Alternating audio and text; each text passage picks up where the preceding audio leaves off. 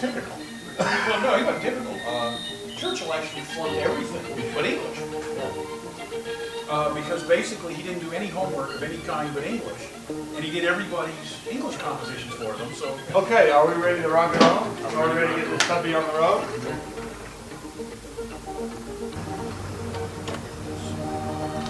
Thank you. Ooh, I like it. I like it. This is the direction, so this needs to be up front. And we'll just figure it out as we go. Why are we doing it? Because we can. Whimsy is the name of the game. We're here, we're happy, we're ready to roll. We're clear from Right there. Oh, but it doesn't seem like it was. I'm gonna get away. Reversing wasn't going real good. That's not a good sign. I don't usually say anything witty before 10 o'clock in the morning anyways. That's good. Yeah, it's always 10 o'clock somewhere. The trip was conceived, you know, as Texans bragging that we had the only place in the United States, as far as the world as I know, named Sherlock. And I was bragging to my friend Dean Clark about, we wanted to take a trip to Sherlock, Texas, which was about 800 miles away. Well, Dean, you know, not to be outdone by a Texan, he said, well, we could go to Watson, Oklahoma, because that's where the Afghan perceivers placed a plaque there. So, you know, not to be outdone by an Oklahoman, I said, why don't we do them both? And so the tour was born. So we decided we would go to Watson, Oklahoma, which is in the far eastern half of the state, to the far northern part of the state of Texas, and down to the south part, because we needed to go to all these other fun places. Oklahoma is the essential part of the tour. Oklahoma is that pan-shaped state that sits on top of whatever this state is called, I forgot. But Oklahoma actually has a very distinguished history regarding Sherlock Holmes, as we shall see, because it was Tulsa in particular was the home base for many years of the great John Bennett Shaw. Hear, hear for John. The unfortunately late John Bennett Shaw, who has a distinct claim to be the greatest Sherlockian of them all, certainly the greatest one after World War II. Among the many great things that he did was essentially be involved in the founding of the Dallas Society and the Tulsa Society, which are two sponsoring groups for this immortal trek, honoring the great detective himself. Uncle Sam is getting his nickel. BBC does Sunday afternoon and ITV does Saturday afternoon or something like that, so that the actors can do both and still do stage. Yeah. In Britain, TV actors go back and do stage all the time and nobody thinks anything of it. Whereas in the States, once you've made it into TV or movies, if you go back to stage, you're either trying to keep street cred or something, or your career is hit, especially if you did, you know, you came to Dallas, say, yeah, if some TV star. All right, now we're on the map. We are on Interstate 30 now, Brad. When we get around this curve, we'll be on Interstate 30. Until it becomes US 71. Okay. It becomes a lot of stuff. So we stay on this. We actually go into Arkansas. We're going to Arkansas. Yeah, where's the big map? Yeah, we cross right here. Across the Red River. Oh, look, we must be in Oklahoma right now. Okay. No, we don't get into Oklahoma for until just before we get to Watson. No. It's a long time before we get to Watson. Yeah, because we go to... We're in Arkansas then, because we just left Texas. No. What I'm saying, he says we're getting into Oklahoma pretty soon. No. Well, here's the Red River. I would say that we're in Oklahoma now. No, we're in Arkansas. No, we're in Oklahoma. No, we're in Arkansas. If we cross the river, we're in Arkansas. See? Welcome to Arkansas. The Sign of Four is the first Sherlock Holmes story written in 1887, or published in 1887. I was going one place in Texas and I found the Texas Highway Sign of Four. So I thought that would be a good photograph, so I took it. And now I see the one from Arkansas, which is the Sign of Four. And so right down the road here, when we cross the state line into Oklahoma, we will have the Sign of Four. Therefore, I'll only need 47 more states with the Sign of Four to complete my collection. The Sign of Four. Yeah, I can hear that Deliverance music playing in the background already. Remember Jeff Foxworthy talking about the Atlanta Olympics? I used to He drive. was talking about that. He was talking about. He says, you know where they're having the whitewater rapid stuff. He says, did you see for Deliverance where they filmed that? I guess the O is Oklahoma. We don't have the shape of Oklahoma. We just got the symbol. Or the O for Oklahoma. Like Arkansas had the shape of the state. Texas has the shape of the state. But this one, we just have to do what we have to do. We did successfully get to Watson, Oklahoma. Okay, on the second try. Was that Watson? It had a sign that said Watson Cemetery that way. Was that Watson? And Watson School begins. I assume it's not. But You've been here before. Don blew through it the first time at about 70 miles per hour, which takes about 4.7 nanoseconds. Having turned around, we proceeded to the Watson School, where our esteemed native guide, Umslopagus, Dean, vaguely recollected having mounted the memorial plaque some 30 years ago. A school janitor remembered the busload of people and the plaque, but not where it was. A tour bus came in to Watson and stopped and visited the store. They marched on down here, and they were planning on putting a plaque up, but where they put it, I don't know, because I didn't come on down with them. I went home from there. But I did talk to the people, and I know they did put a plaque up someplace. It must be confessed, though, that we did fail to locate the plaque or any definite information as to its whereabouts. Evidently, Colonel Sebastian Moran, the Tigers, have corrupted and stole the sign that was placed here 30 years ago by the Afghan perceivers. You can see that the Tigers are the preeminent mascot now. So what else can you explain? The Sherlock Holmes silhouette sign presented by the Afghan perceivers 30 years ago has gone. It was donated or dedicated by Stafford Davis and the group from the Afghan perceivers in August of 1975. So this is the 30th anniversary. We'll have to confide with the powers that be in Watson Elementary and find out what happened to our sign. The classroom building over there has been built in recent years, and gyms been put in here. Probably the cafeteria, at least on it, was here after they put the plaque up. So I don't know. I don't know exactly what year that was. I can't remember. But I have been employed here with the school since 1989, so I've been around a while. So you graduated from high school in '88, and you came right here. Yes.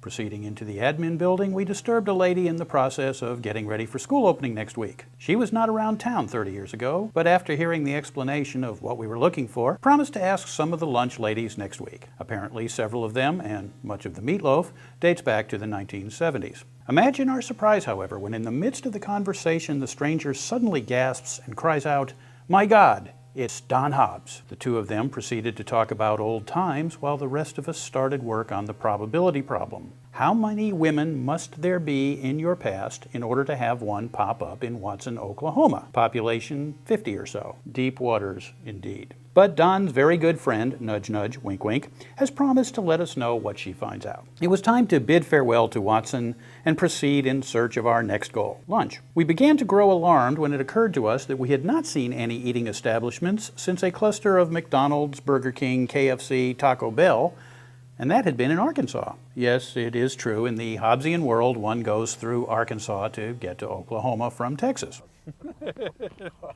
That makes the whole trip worthwhile. I'm getting off in Tulsa. We can't top that. No, I knew that they moved up here. They moved up near Mena, and they were living in the backwoods. The guy that she's living with was on the run. We finally located a hamburger stand which was A, open, and B, not surrounded by people in hazmat suits. With the cholesterol again flowing through our veins. Okay, so that's where you are. Well, where am I? You're about down here in the mountains still. Where are we going? Tulsa.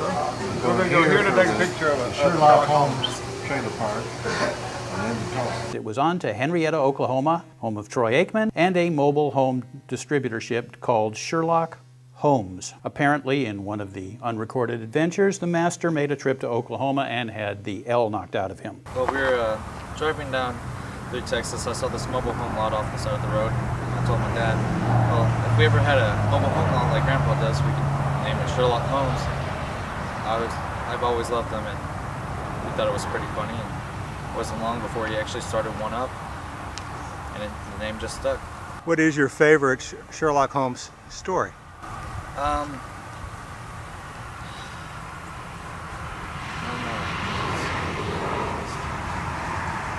Dogs of Baskerville or something? What was that one? Speckled Bandit? Speckled Bandit. That's a good one. Speckled Bandit. Speckled Bandit's one. That one I like. Jeremy Brett or Basil Rathbone? He's very young. He wouldn't even know who He doesn't even know which one was black and white. Interviews and photos followed, with the generous permission of the owner and his son, who are fans of the stories themselves, and quite amused by the number of souvenirs and mementos they have received from Sherlockians who have passed by or seen pictures of their sign. The name Sherlock Holmes and a silhouette of the master's head and shoulders, complete with deerstalker and calabash pipe. Bidding farewell to the trailers and the large dog who woke up just as we left and proceeded to chase us down the highway, we continued on to Tulsa, where we joined our fellow Sherlockians for a convivial meal at the White Lion Pub, known for having the finest English food in Tulsa, a distinction made all the more meaningful by the fact that the only other English restaurant in Tulsa has only been closed for 2 weeks. It has been an eventful day, and the adventures are but begun. Respectfully submitted, Augustus P. Snodgrass.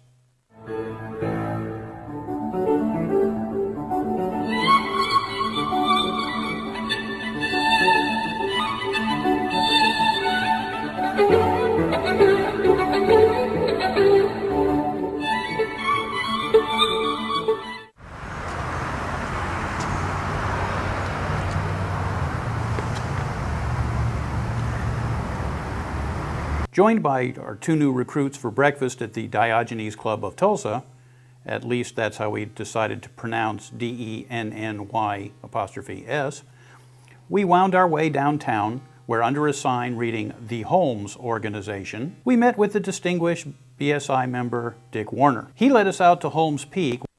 Read in one of the Baker Street journals that they had this astronaut had named a crater on the moon. Gee, that's neat, Sherlock Crater. I think it was in one New York Times, it was in some newspaper, not a local one here. It mentioned the U.S. Board on Geographic Names, that names features. And I said, hey, this is it. I'll find something and see if they'll name it for Holmes. And that's what started it. Must have been in the early 80s. They owned, see, the land was left, each one got 1/3. It was undivided 1/3 interest in the estate. I contacted them, and that's when the bishop wouldn't give his approval. I dropped Holmes Peak, and I thought I'll find something else.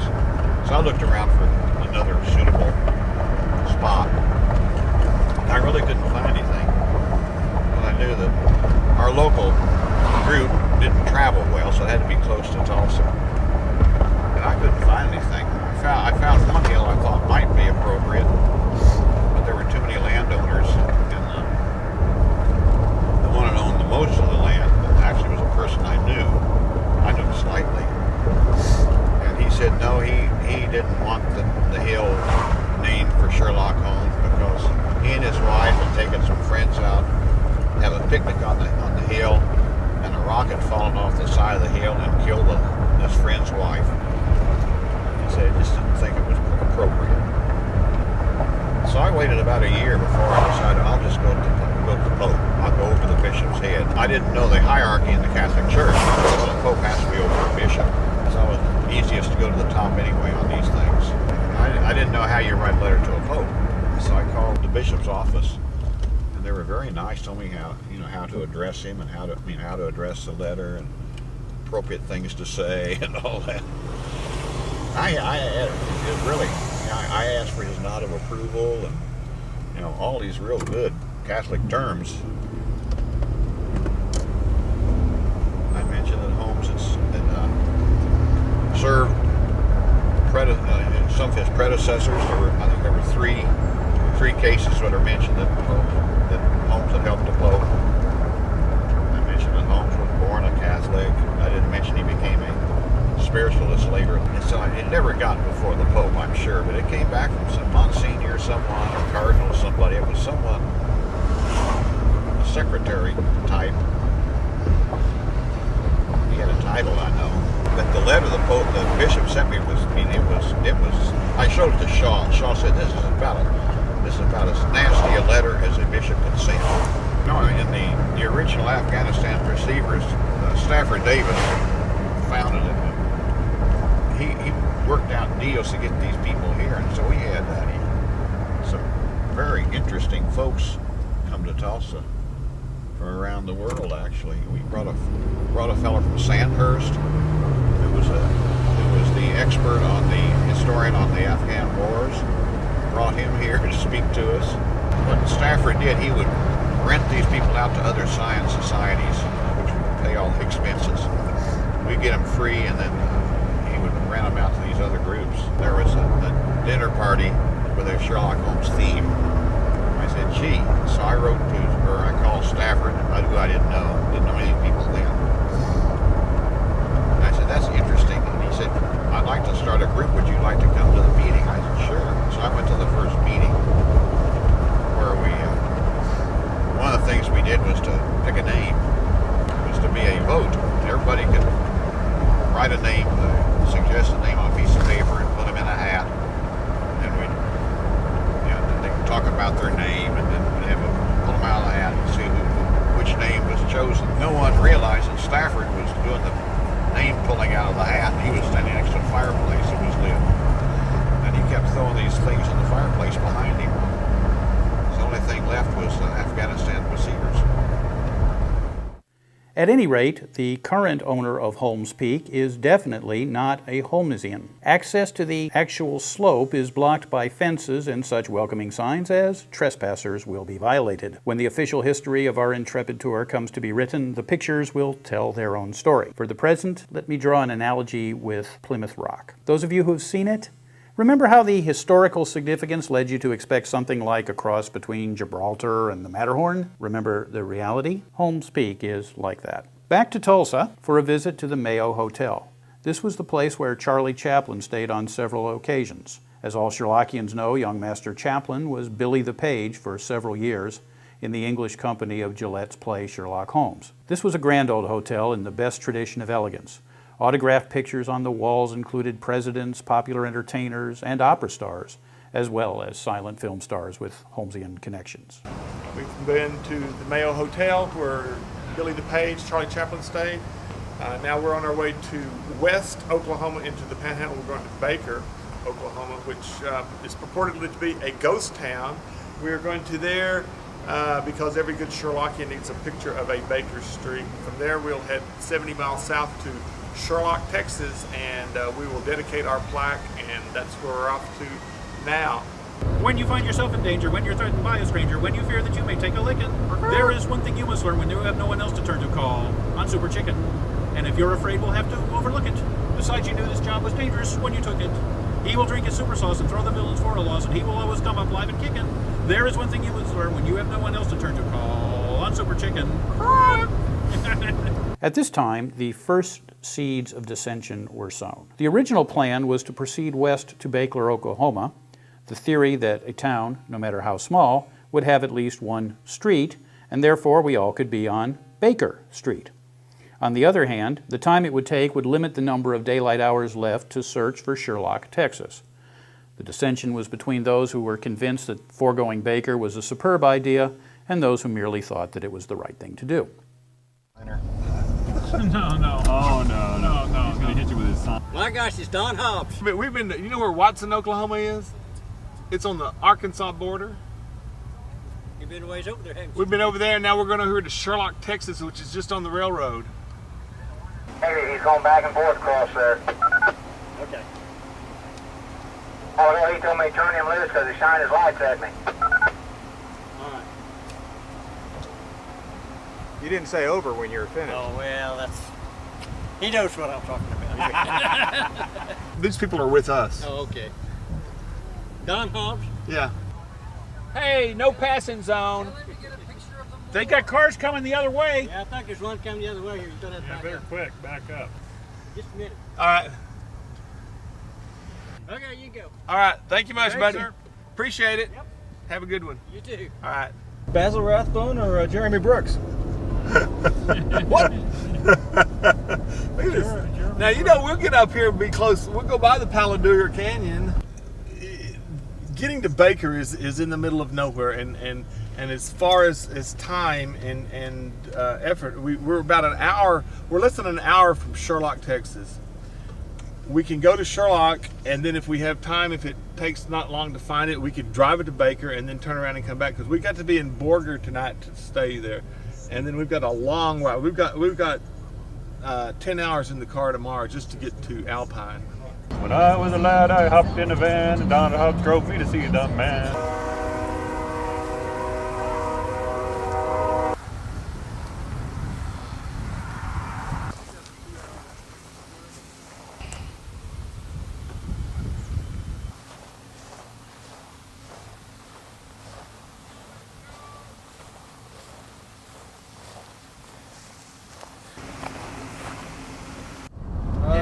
Higgins, Texas is just across the border. That's John Kovac's train company there. That'd be if we took That'd be a way the southern route. Don's alternative was to go north of Shattuck, but only about a mile, and cut off and go on that. On the Crummy Road. Okay. Yeah. Yes, that bent arrow is a universal sign for weird kind of archers around here. Okay. Now we're heading toward Follett, Which is Texas. the gateway to Sherlock, Texas. Yes, the gateway to Sherlock. We are 14 miles. That means we are about 18 miles from Sherlock, Texas. And that gray car is still following us. I'm driving like a bat out of hell, and I still can't lose him. There's your friends. Oh, well, they're not my friends, but I know them. No, that's a joke. You think that's going to be Follett up there? Might be, yeah. Now the railroad should be coming along beside us here, and it dips and goes up. That's the way that. Actually, the railroad is to our south at the moment, and we'll cross the road in Follett. All right. Problem with the state line. Up here where the road changes is where the state changes. See the road change right up here where it goes. See that straight line across the road where the road maintenance changes. Alright, we're back in Texas. A lot of the jurisdictions out here are actually pictures funding of them? schools by traffic tickets. Cruise control doesn't steer. Oh, it doesn't? The no hands thing was not relevant to cruise control. I thought it was like the guy who put it on cruise control in his Winnebago and went back to make his coffee. That is actually an urban legend. I know that. He did not. Oh, look, 412 people in Follett. And we're about to cross the railroad tracks. There's the main street. Yeah. Radio Shack. That's a radio shack. That's.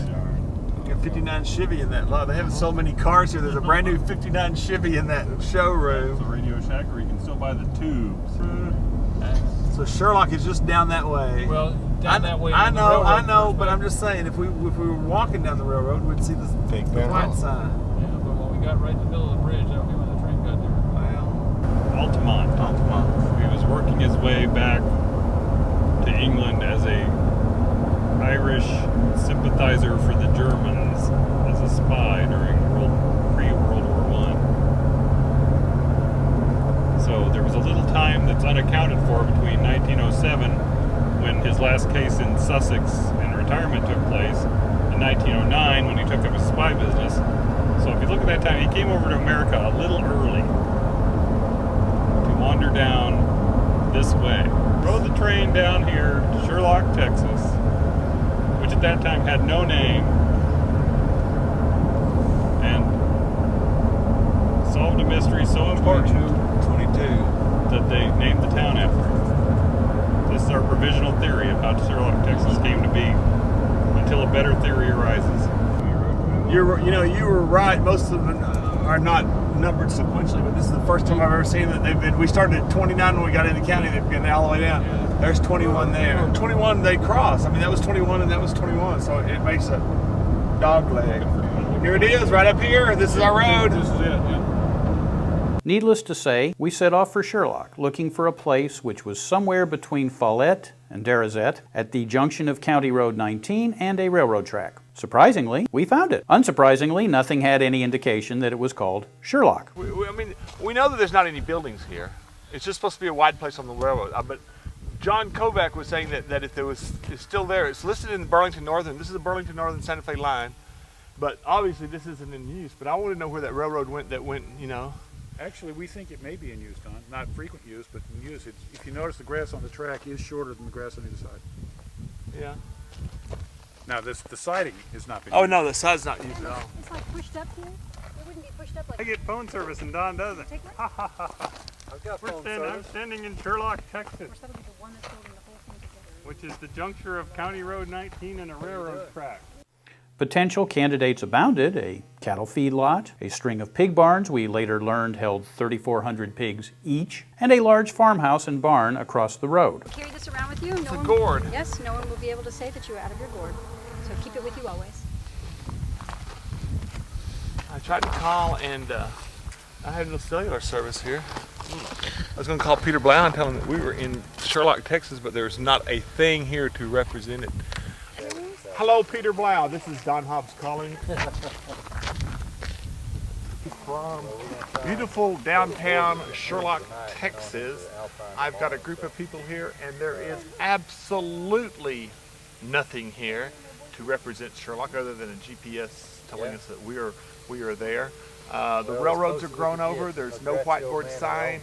At this point, we met one Mr. Peel, who drove up from the farmhouse in an ancient and battered pickup. In a scene eerily reminiscent of Easy Rider, the truck with its windows down rolled to a stop and a wizened older man leaned out. Happily, he had in his current possession neither a shotgun nor an antagonistic attitude toward others. See that little stone thing? We're gonna leave that you here. want to put that? Oh, okay. Well, why do you have to put it on that side of the track? Why don't you put it over here on this side somewhere? Well, because it says right here that according to this, It's a Sherlock switch. Sherlock switch is right over there on the other side on that little non-use track. Okay, that's where you need to put it, I guess. That's why. That's the only reason we're gonna do over there. Oh, they use that track. They just done some work here, and they got that thing covered up. Oh, they do use that secondary track sometimes. Oh yeah. Well, what to do? That's See, that's an uphill grade from there's it. You can see the elevator over yonder. Oh yeah. And it's an uphill grade right here, and it overloads a lot pretty easy. So sometimes, and all the heavy cars they go this way. They go uphill here. Okay. So they'll use it then. They'll have some cars loaded here. So we for a should few put it days, somewhere where it's and not going to be in the way. Oh, there ain't nobody coming. And when they do, well, they know what to do. No sooner had Mr. Peel left us, having provided us with much detail about the shortcomings of the Lipscomb County Commissioners when it comes to road repair, but no precise location for Sherlock, our next new friend arrived. This was Mr. Cates, who owned the cattle feed lot mentioned above. Another interesting conversationalist. Mr. Cates also did not know anything about no stinking Sherlock. Don Hobbs! We drove all the way from all over the world to come here to have our picture taken. We met Ed Pyle. Oh, Ed Pyle. Pyle, yeah. Peel, because he just said that he's German, they didn't like to say Pyle. We've been traveling all over just having fun. We're doing this documentary, and this is the only place in the United States named Sherlock anything. This little stretch right here is Sherlock Switch. Well, I can see why you're here. My name's Don Hobbs. I organize this thing. Yeah. This is my videographer. These people live in Austin. He lives in near Chicago. Lives in Peoria, Illinois. Pleased to meet y'all. All right, you got to turn the camera around. Do what? Turn it around. There you go. Here, let me turn it on for you. That's all right. We don't have cameras out here. All right. We found it! There it is. Sherlock, Texas. Now this is the only group of people in history that have been at Holmes Peak and Sherlock, Texas on the same day. When he left, we began narrowing down likely sites to place our stone plaque on the ground, based on their ease of access and likelihood of being there the next time we go look. Well, Sherlock ritual. 4 steps here, 2 steps here, under the telephone pole or something. All right, let's do. We'll mark our steps. Having scientifically determined the best place for our marker stone, we proceeded to excavate and install. In a moving ceremony, the plaque commemorating Sherlock, Texas, as placed by the GWSTOT, was dedicated. The solemnity was enhanced by the blood sacrifice provided by Don's accidental tumble into a bramble bush just before the dedication. The exact instructions for locating the plaque will be forthcoming, we hope, in an interesting way. Here it is, August the 5th, 2005. Brad, you need to be down here. You're recording it for... What is that? 532. This says... Is that a what? Sherlock, Texas, Anno dedicated on August the 5th, 2005. GWSTOT, the Great Whimsical Sherlockian Tour of Oklahoma and Texas. Oh! We place this by the culvert on top so that it will never be lost. This will get filled up as we do it, but we will be able to dig this up and find it.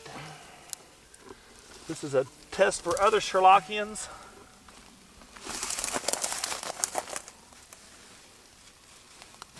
At this point, our next passerby arrived. We had apparently arrived during the local rush hour, 3 vehicles passing in the space of no more than an hour. This pickup was that of the county commissioner, Mr. Schilling, who had stopped to find out who we were. A common theme of our trip, it is apparently not all that common in rural Texas and Oklahoma to find groups of middle-aged men wearing identical shirts and standing around in apparently random locations. It began to dawn on us that we were likely to be the topic of conversation around town for some time, with at least some folks speculating on our possible connection to Al-Qaeda. As Mr. Schilling drove away, a 4th vehicle arrived which did not stop. Instead, it slowed sufficiently to allow the driver to get a good look at all of our faces, then proceeded up the road to where the commissioner had stopped. In the ensuing conversation, it was unlikely but not impossible that this was the local sheriff and deputy discussing with the commissioner exactly what county ordinances were being violated by our continued presence. It seemed like a good time to leave. And I have got, are you familiar with the magazine The Skeptical Inquirer? Yeah. Heard about that? Okay, I subscribed to that. And a couple of years ago, they had a Hollywood special effects guy and a forensic pathologist explain all the things that were wrong with that documentary and why. I think I saw that. And they basically, there's, you know, the pathologists say when you're dealing with a life form, especially unlike when you don't make a very deep first cut. When I was a kid, when we used to go on long road trips, we would always have little auto bingo games. Kind of have the little sliding windows on them and stuff, and you spot stuff along the route. So when Don said we're going on this enormous road trip, I naturally thought of auto bingo, so I thought I'd make the Sherlock Holmes version of auto bingo, which is Tonga, a Texas-Oklahoma neo-Sherlockian game automotive. And Tonga is a character in the Sherlock Holmes stories. He's a pygmy from the Andaman Islands, whose name is as close to the word bingo as we get in the Sherlock Holmes stories. So that's where the name Tonga comes from originally. But then, you know, the little items are like, I thought of the pony on Grip and Meyer, so you would have to spot a pony, or he threw the bridle over the fence, so there's the word fence, and a little Ford coming in the opposite direction. So it's just little things you would see along the way, just so you could make your 5 across playing bingo, just to while away the roadside boredom. Let's see.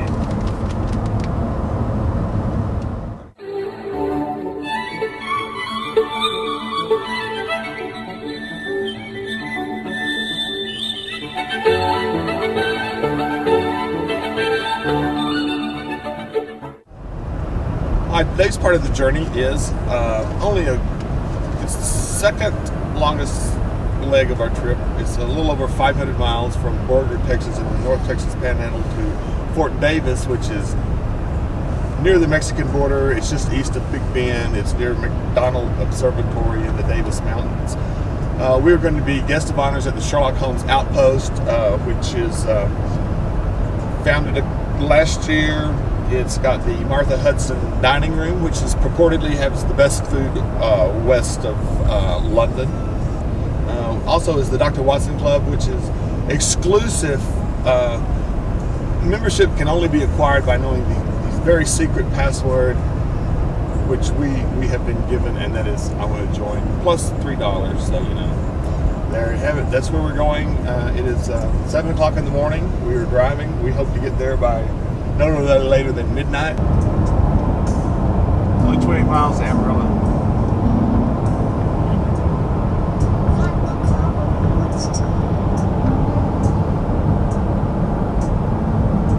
Baker Street Irregulars, well, it's the oldest group of Sherlockians in America, oldest organized society. They take their name from this group of little street urchins that Sherlock Holmes used in the stories to help him track people down, track down boats, whatever odd thing you need. Because he said, they're little kids, nobody notices them, they can go everywhere, see everything, overhear everything. Nobody pays attention to them. So back in the late 30s, there was Christopher Morley, a writer for the Saturday Evening Post. He organized this club. It was just a few of his friends. It was spun out of this club he had called the 3 Hours for Lunch Club, because he just liked forming clubs on the spur of the moment. And so he put this crossword puzzle in his column that he said everybody that solved it could come to this dinner. He was going to have this dinner on Sherlock Holmes' birthday. It started out, it was one of those things where it started out, it was just a bunch of his friends, people he invited to like Sherlock Holmes, he'd get some new. But then as time went on, he got kind of irritated with the whole thing because it grew and grew and grew till it was like, currently it's like 150 people every year. And Morley felt it was a lot of tourists, a lot of people coming in just to annoy him and because be around famous authors, because you had Rex Stout, Frederick Day, one of the two guys that were Ellery Queen. You had people like Isaac Asimov. You had all sorts of different celebrities. They give everyone a canonical title, which is a title from one of the Sherlock Holmes stories itself. The one they gave me was Winwood Reade, who was actually, turns out, is an actual person who was mentioned in one of the stories. He was a writer that Holmes recommended to Watson. But people, when they first started out, the titles were, people were given the names of an individual story. The first 60 irregulars each got a title of one of the stories, like Copper Beaches or Sussex Vampire. Then eventually they had more members. They had to just start giving them the names of people in the stories, places in the stories. There's one fella, Ralph Hall, where's he from? Ralph Hall's from Lexington, Kentucky. From Lexington, Kentucky, who is an exterminator, so they gave him the title Smack Smack, which was the description used of Jeffro Rucastle's son, who killed cockroaches with a slipper in one of the stories. He would hit them and describe them as Smack Smack, and how he had such joy in killing these cockroaches. So they gave that title to Ralph Hall. Smack Smack. Yes. Becoming a member of the Baker Street Irregulars is one of the great mysteries of the Sherlock Holmes culture. Basically, it's decided by the head of the club. It's like members send in the credentials of their friends, the different reasons they think that they should be invited to the dinner or let into the club, and he looks at those and picks and chooses, decided on his own. There are no set criteria.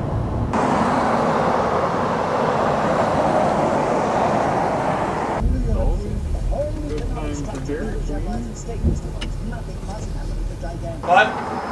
Sure. What? He went in first. No. He went right past you without touching the desk.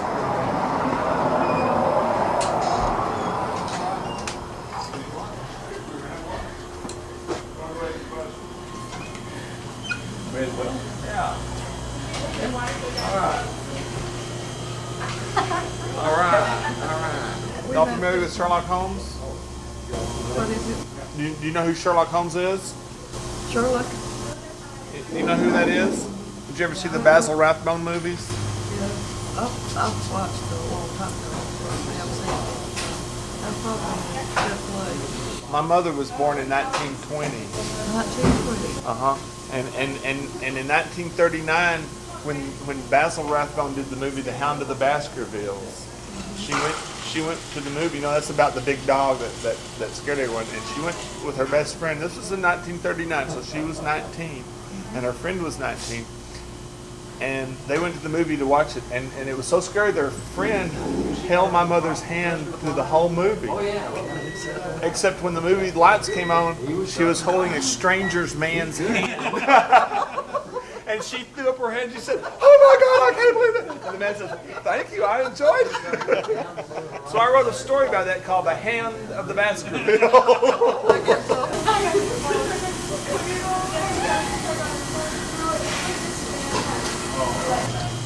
you go.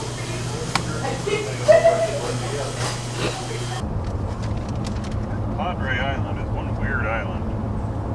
It's a long sucker. A long slither, intercoastal waterway. Pretty much someone who works for Sherlock Holmes, other than the regulars, Mrs. Hudson, Dr. Watson. Billy the Page, I don't know. Shinwell Johnson.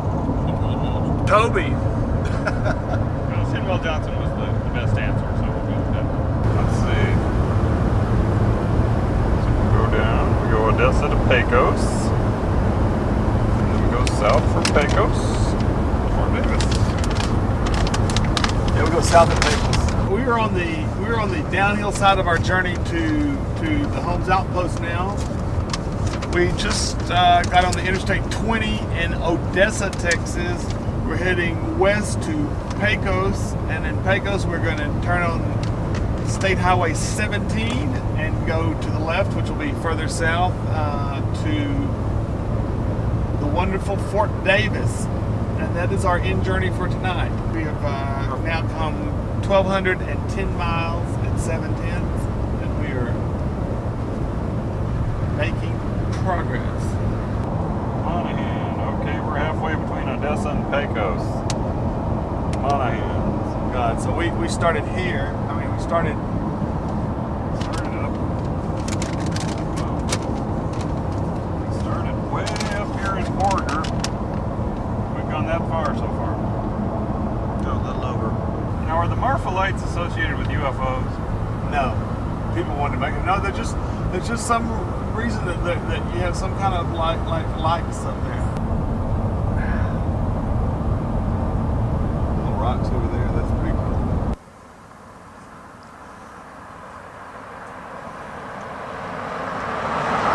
Here we are on the way to Fort Davis. We're about 25 miles outside of Fort Davis. We're coming in from the northern reaches. Go ahead. Did you see how close he was to me? We were expected it at the Sherlock Holmes Outpost at about 6 o'clock. I don't know if we'll make it earlier or what we're going to do. But this is the last scheduled stop on the great Sherlockian tour, the Whimsical tour of Oklahoma and Texas. We will be there. Guest of honors with the Sherlock Holmes Outpost, Robert Bauer, will be meeting us. There may or may not be some local press coverage. Who knows? We don't care. We're just having fun. And we're on our way.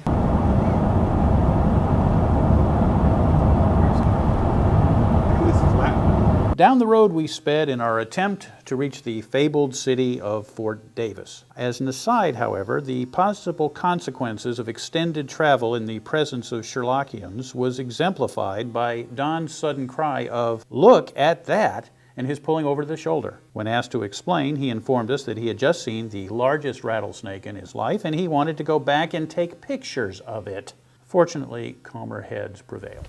As you can see behind us, we have the sign for the Sherlock Holmes Outpost, which is the end of our journey, which is only less than 2 miles away. We've traveled all these miles, especially today, nearly 500 miles from the panhandle of Texas here to Fort Davis, and we will be checking in at the Sherlock Holmes Outpost later today. We got to get our hotel rooms, but this is the end of our trip, the Outpost. We've made it. Thank you. Like his first movie. Few would be. That was his first movie? Yeah. Oh, it was? Yeah. He must want to be an actor pretty bad. Yeah, I think he did. It looks like the movie has ceased to be the Studying Scarlet and has become the Sierra, Treasure of the Sierra Madre. I do believe I see Humphrey Bogart over there. Yes, we were looking for Basil Rathbone. There's Walter Houston over there on the side. Yeah. Trout Ranch's rock entrance pictured on the homepage website. Well, we haven't seen a rock entrance yet, so let's keep going. There's a Harvard Lodge gate, and you have arrived. Right under There's the yeah, the cabin's up there. That big radar device. Boy, that's a big dish God. TV. Get It's the in satellite. 1,000 channels. All right.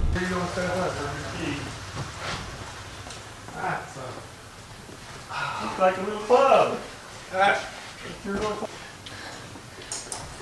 Look at this. Out our front window here, we have the McDonald's Observatory. And what would right there. How do you know it's the McDonald's? There's no arches on it. And wait for you, okay? But Look who's at the got size of rattles? these deer. Look at the size of those deer. God. Dang it. Oh my God. They're It's antlerless deer. but What's just going to poop? they taste the same.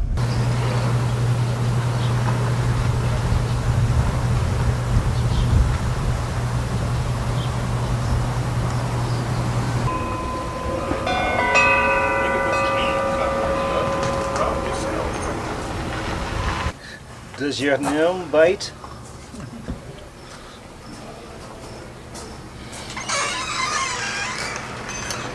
Is that Don Hobbs?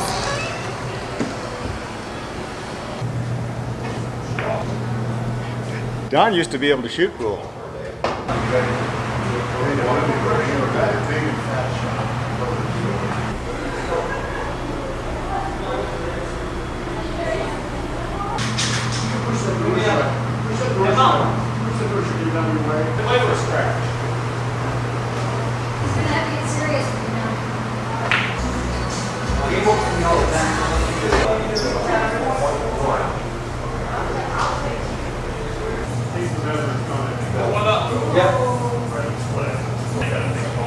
Move that ball down. You can't see that far.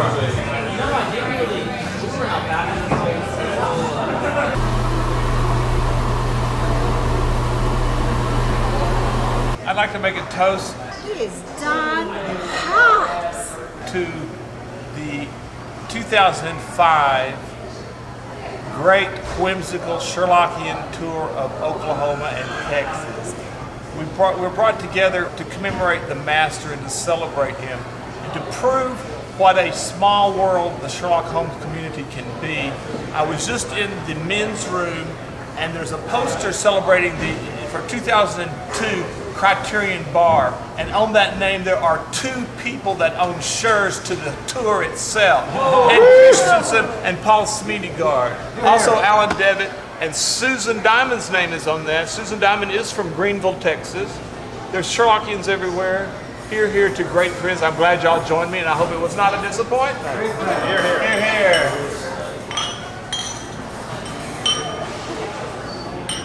Wait till you see what other kind of crazy schemes I can cook up in my little fried brain. Dr. Watson's club, however, was equal parts West Texas Cowboy Bar and any other place cowboy bar. One quick verse of YMCA, okay? I'm not gonna do that one. I'll do a lot of things. Catch me here just a little bit and I might do it.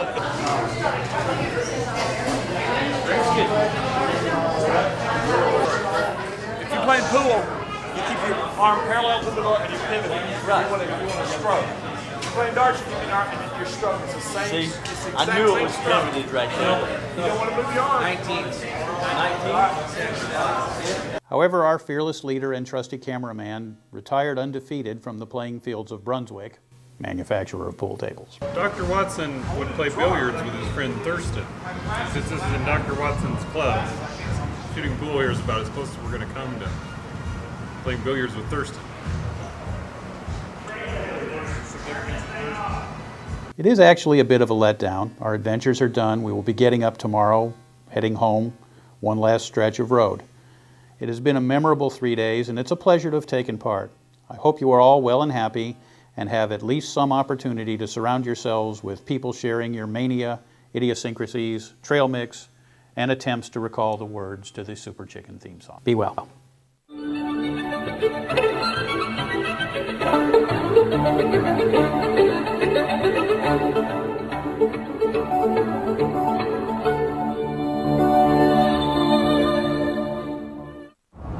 Novelist O'Brien and others. Blank D.N. Edna's, yes. Yes, Edna's, I believe. Heroine in Bizet's The Pearl Fishers. Blank E.I. blank blank. Was that Leela? Okay, here's one for you. Blank Monster. Cookie. I blank A. And it is Layla for the Pearl Fisher heroine. A6 down. Aquatic Zappers. Eels. Oh yeah, okay. 50 down is anatomical dividers. SEP blank blank. Seps. S-E-P-T. Yes. Jersey Lily. Come out of denial. Face FS. Face up. Face facts. Face facts. Okay, well, how do we make the S in seps? Septa. Septa. Last. Septa is plural. I took a poll, a non-scientific poll, and everyone seems to think that the trip was a success. I think it was a success. I've been wanting to go to Sherlock all my life, since I was a little bitty baby. I don't know if I'll ever go back, but I will lead the next expedition if somebody else wants to be brave enough to go.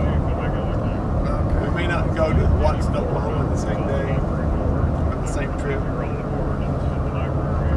We may not go to Homespeak, but we have plans for more tours.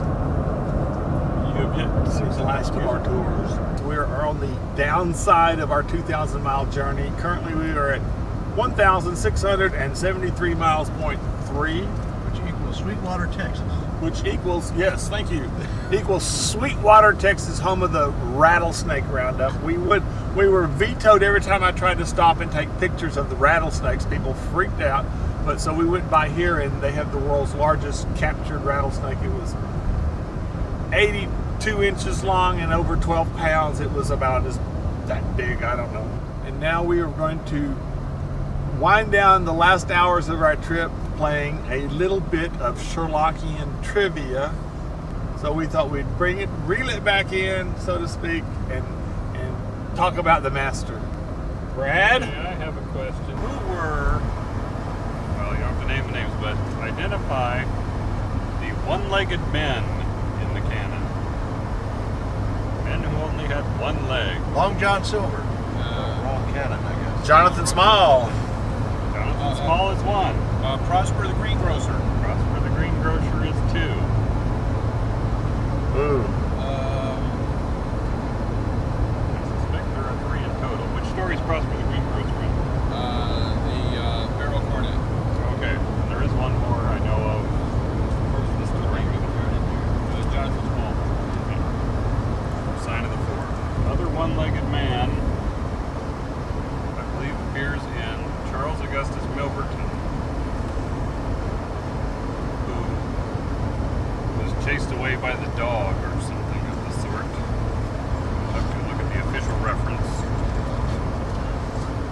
Guess we shouldn't ask questions we don't know the answers to. Well, why not? That's why you asked. How else would you learn Yeah. anything? That's true. This is where we go to a commercial break. How many people in the canon won the Victoria Cross? That's hard. That is hard. There's at least one, but I've forgotten who he is. He's an old colonel who lives way out because his son has some terrible disease or something. Yeah, the blanched soldier, and I was trying to remember whether it was the colonel. The colonel had a VC. I think it's the dad who has the VC. Emsworth? Emsworth. Emsworth. Yeah, you're right. Emsworth. I don't remember any others offhand. Hemsworth, yeah, VC. That's true. Well, I don't know the answer to this one exactly. I know of a few examples, but in how many stories do Holmes and/or Watson actually commit a crime? In other words, something for which they could be arrested, prosecuted, and imprisoned. Quite a few. People have written entire articles on that. 17. Yes, they have.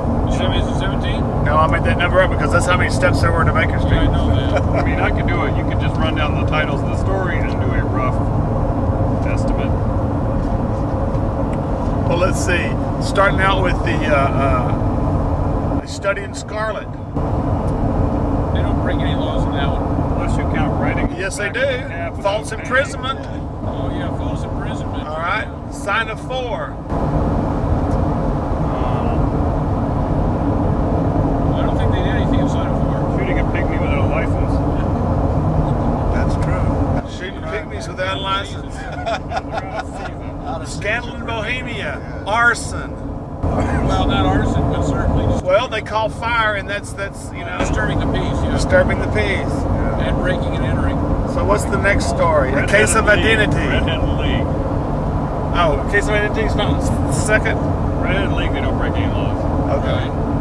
Case of identity is the third one. Okay. Menacing with intent. When you picked up a riding crop. Yeah, he does threaten that guy with a riding crop. That's good. I don't know if it's a crime, but does he Assault not, with deadly intent. tell his client the solution to the problem after she's hired? He doesn't. I don't think it's a crime, but it's maybe a breach of professional ethics. Contract there. Breach of contract and also accessory after the fact. Yeah. Fraud, yeah. We probably shouldn't. So be maybe the doing answer is this. 60. You know, we're Sherlock Holmes. You know, Well, as murderers here, we shouldn't be running up a case against him on. But I think it just I think the statute of limitations is up on most of them. proves, as he certainly himself felt, he was a law unto himself. Yes, definitely. All right. And not only that, more importantly, when you consider the standards of the British middle and upper classes of the day, he not only connived in crime, he actually cheated on the racetrack. This is true. Which is even worse. That, the upper classes certainly felt that was big. That was right up there with cheating at cards. And cheating at cards.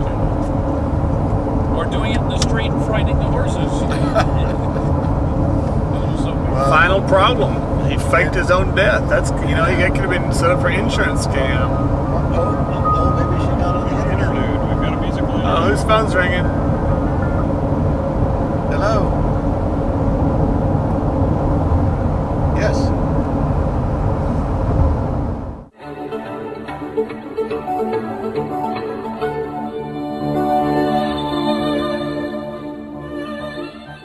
We're home. We made it home at 1,896.4 miles. We had a bet when we left this morning who'd be closest. Herb said 1,895, and he's really close. So we did it. We're home safe. No wrecks, no tickets, and we didn't kill each other. So It's big. muchas gracias.